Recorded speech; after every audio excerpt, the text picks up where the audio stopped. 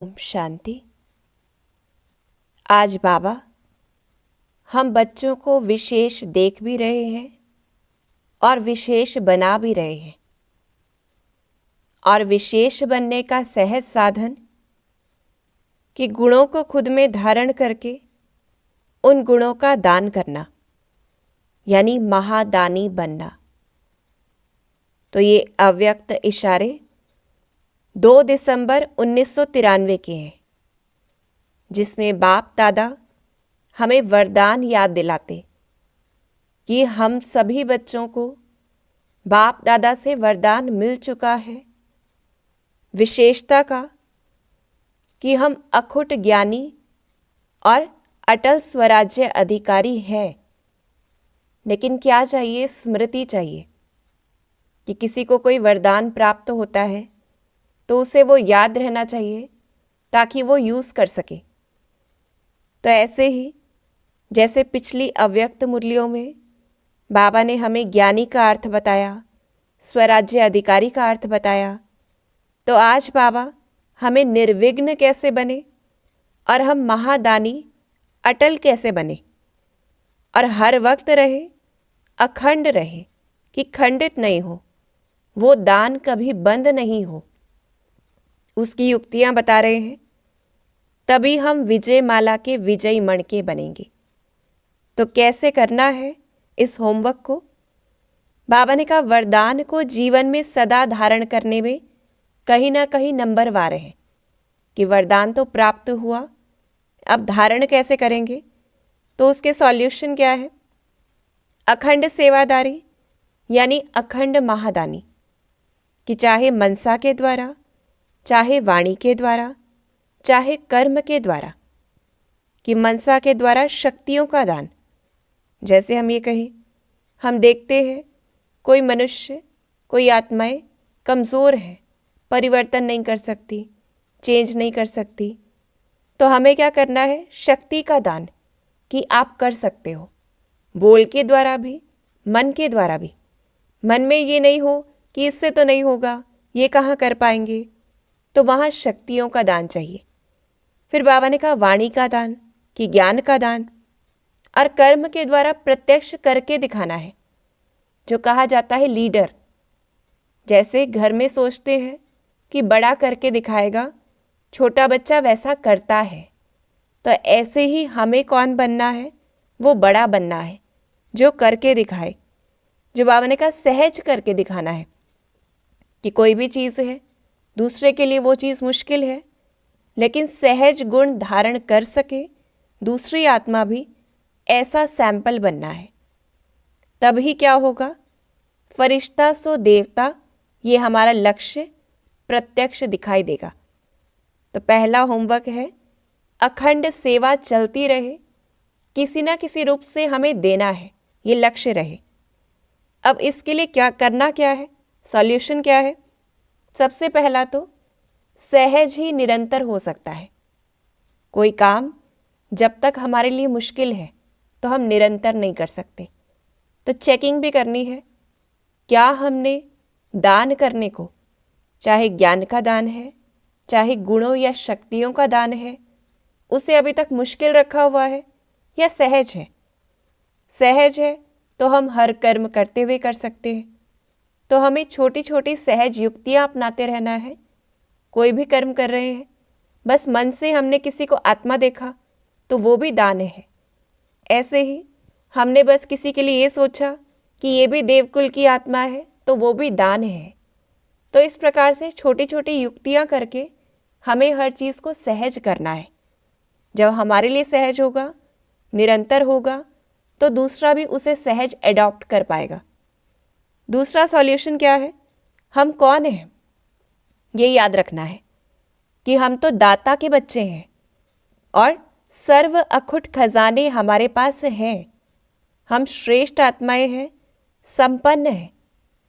क्योंकि जब किसी को पता ही नहीं होता कि मेरे पास तो इतना खजाना है, तो देने में आनाकानी करेगा। तो इसलिए याद रहे हम कौन हैं और हमारे पास सर्व शक्तियाँ, सर्व गुण हैं। तीसरी चीज़, कैसे हम महादानी बने? ये तो प्रभु प्रसाद है। कि हमारी जेब से तो कुछ जाना ही नहीं है। तो इस प्रसाद को खूब बांटना है कि हमें तो बस बाबा से लेना है और देते जाना है। इस विधि को अपनाना है।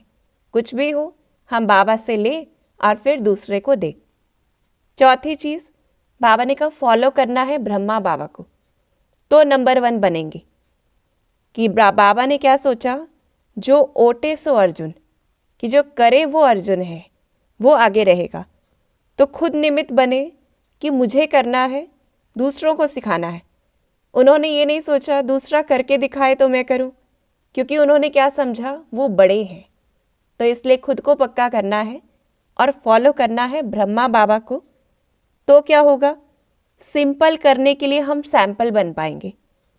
जैसे बाबा ने कहा दूसरे को अगर देखेंगे तो नंबर वार बनेंगे, ब्रह्मा बाबा को देखेंगे तो नंबर 1 बनेंगे। तो चेक करना है किसको देखना है। और अगर हम ये कहें कौन बना है, हमने तो सबको देख लिया, सारी चीज़ें चलती ही हैं, तो ये क्या है, अलबेलेपन के बोल हैं।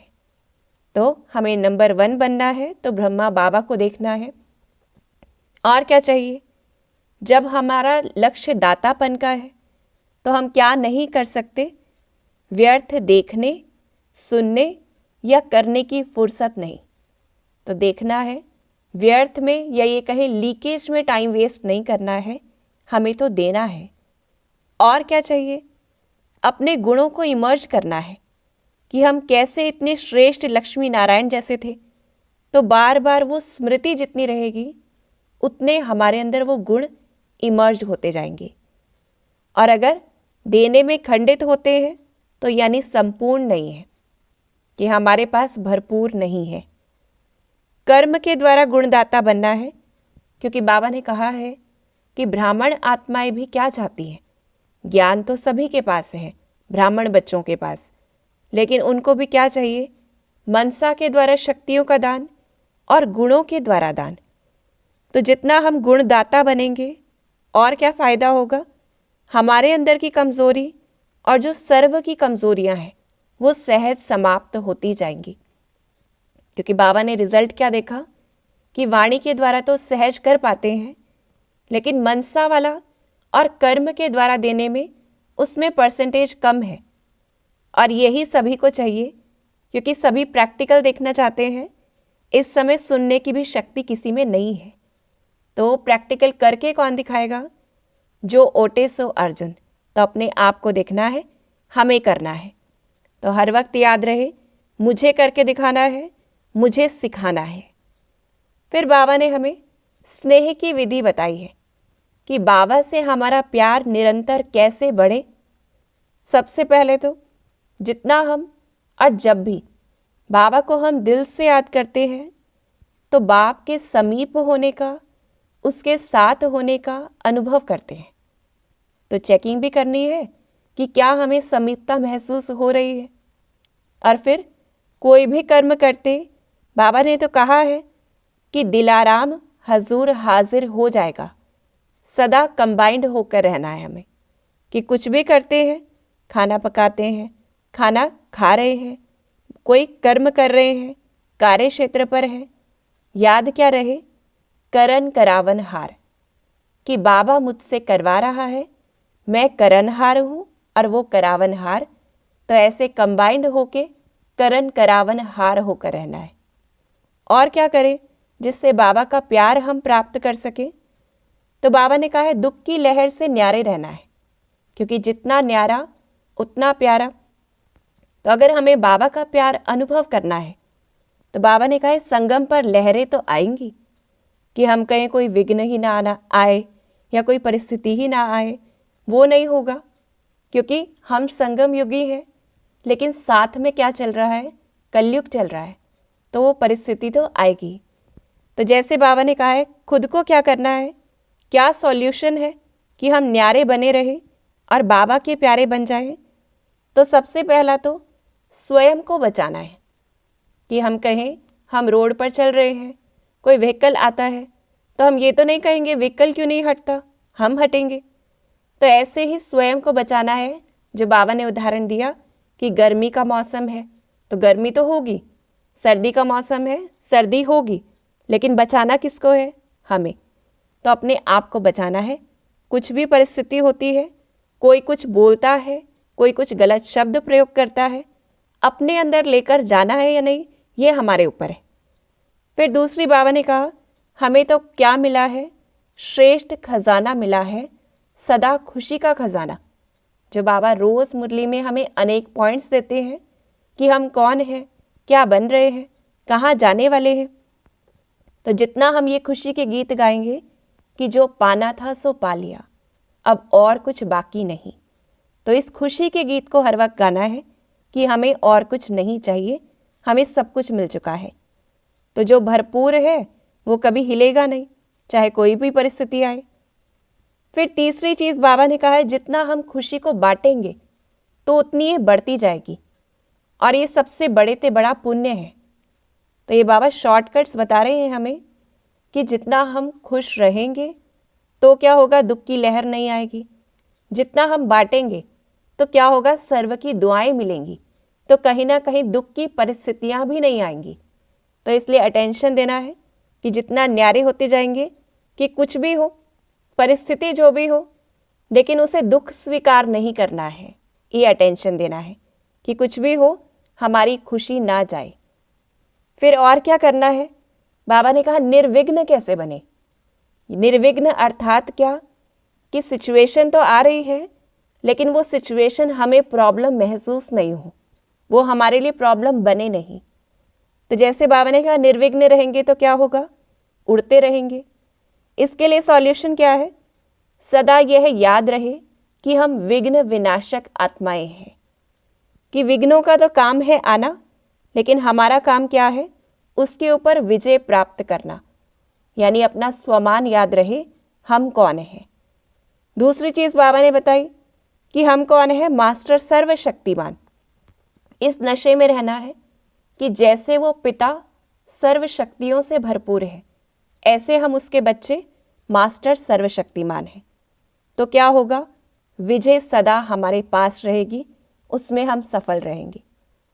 और हम अचल कैसे बने कि कुछ भी हो, क्योंकि परिस्थिति तो आएगी, पर हम हलचल में ना आए, उसके लिए भी विशेष बाबा ने कहा है मास्टर सर्वशक्तिमान स्वरूप की स्मृति इमर्ज रहे, कि वो स्मृति स्वरूप में रहे कि जैसे मेरा पिता सर्वशक्तियों से भरपूर है, ऐसे ही हम।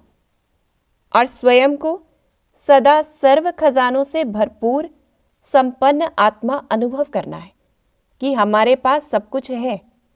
जैसे बाबा ने उदाहरण दिया कि शरीर का ऑक्यूपेशन याद रहता है, तो ऐसे ही याद रहे कि हम कौन हैं, मास्टर सर्वशक्तिमान। तो रोज़ चेकिंग करनी है कि हम कितने न्यारे बन रहे हैं और कितने बाबा के प्यारे बन रहे हैं, कि परमात्मा प्यार कितना हम प्राप्त कर रहे हैं, कि परिस्थिति आ रही है लेकिन हमने खुद को कितना बचा लिया, किस प्रकार से अपनी स्थिति को मेंटेन रखा। फिर बाबा ने कहा है कि अगर किसी भी प्रकार की हलचल आती है, चाहे संकल्प के द्वारा, वाणी में, स्वप्न में, संबंध संपर्क में, कि मन हलचल में हो जाता है परिस्थिति अनुसार, तो क्या कहेंगे, खजाने कम है। तो क्या चाहिए, अमृत वेले अपने इस ऑक्यूपेशन को इमर्ज करना है कि हम कौन हैं, मास्टर सर्वशक्तिमान है। और अगर ये ऑक्यूपेशन इमर्ज रहता है, हम कहें हमें तो रहता है, तो उसकी निशानी क्या होगी, चेकिंग करनी है। हर कर्म में नशा रहेगा। दूसरा, दूसरों को भी ऐसा अनुभव होगा कि ये शक्तिशाली आत्मा है, और हमारा संकल्प और कर्म दोनों समान होंगे। तो ये लक्षणों को चेक भी करना है और इन लक्षणों को धारण करते जाना है, तो ऑटोमेटिक मास्टर सर्वशक्तिमान बन जाएंगे। कि जो बाबा ने कहा है, जो शक्ति जिस समय ज़रूरत है उस समय वो शक्ति कार्य में आए, और नॉलेज की शक्ति ऐसी हो जो विघ्न वार नहीं करें लेकिन हार खाकर जाएं। कि जैसे स्थूल कर्मेंद्रियां ऑर्डर पर चलती हैं, ऐसे ही सूक्ष्म शक्तियां हमारे सामने हो। जैसे बाबा ने कहा है, कमज़ोर आत्माएं क्या करती हैं कि जो करना चाहती हैं वो कर नहीं सकती हैं, और फिर कमज़ोरी की बातें ही सुनाते रहते हैं। तो इस पे भी अटेंशन देना है कि ये कमज़ोरी की निशानी है अगर हम कमज़ोरियाँ सुनाते रहते हैं कि हमसे तो हो नहीं पाता है, ये ऐसा है, परिस्थिति वैसी है, तो कहीं ना कहीं कमज़ोरी को हम बढ़ा भी रहे हैं। तो बाबा ने कहा दुनिया वाले तो ये कर रहे हैं कि जो चाहते हैं वो कर नहीं पाते हैं या कमज़ोरी की बातें सुनाते हैं, तो शक्ति कौन देगा? तो हम कौन है? मास्टर सर्वशक्तिमान, जिसे कोई भी परिस्थिति आए उसमें खुद भी शक्ति धारण करनी है और दूसरों को भी शक्ति देनी है। तो अटेंशन देंगे। तो आज विशेष होमवर्क हमें क्या करना है? सिंपल बन के सिंपल करना है दूसरों के लिए। हर चीज़, कोई भी गुण धारण करना है, दूसरे को सिंपल लगे हमें देखकर। तो ऐसे बाबा ने कहा, और बाप समान बनेंगे ऐसे जब हम ब्रह्मा बाबा को फॉलो करेंगे। फिर सदा महादानी, कि हर वक्त दान चलता रहे, चाहे मन से, चाहे वाणी से, चाहे कर्म से। जैसे बाबा ने कहा है, जिस समय जैसी ज़रूरत है उस हिसाब से हम वो दान करते रहें। तो हमें क्या करना है? सदा देते रहना है, कुछ ना कुछ कंबाइंड होकर रहना है बाबा के साथ। और कुछ भी हो, खुशी ना जाए तो क्या होगा? बाबा के प्यारे बनेंगे हम। और जितना मास्टर सर्वशक्तिमान स्वरूप की स्मृति रहेगी तो अचल रहेंगे, अखंड रहेंगे। तो अटेंशन देना है कि पूरा हफ्ता हम विशेष कोई ना कोई होमवर्क करते रहें, दान देते रहें। फिर बाबा ने हमें वरदान भी दिया है कि अपनी संपूर्ण स्टेज को प्राप्त करने के लिए क्या चाहिए? अलबेलेपन के नाज नखरों को छोड़ना है और सहन शक्ति में मजबूत बनना है। क्योंकि सहन शक्ति ही क्या है?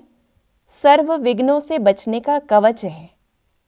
कि हम ये कहें सहन शक्ति का मतलब ही क्या है? स्वीकार करना चीज़ों को। क्योंकि किसी के लिए तो थोड़ा सा पैदल चलना भी सहन करना है, किसी के लिए बड़ी से बड़ी परिस्थिति भी सहज है।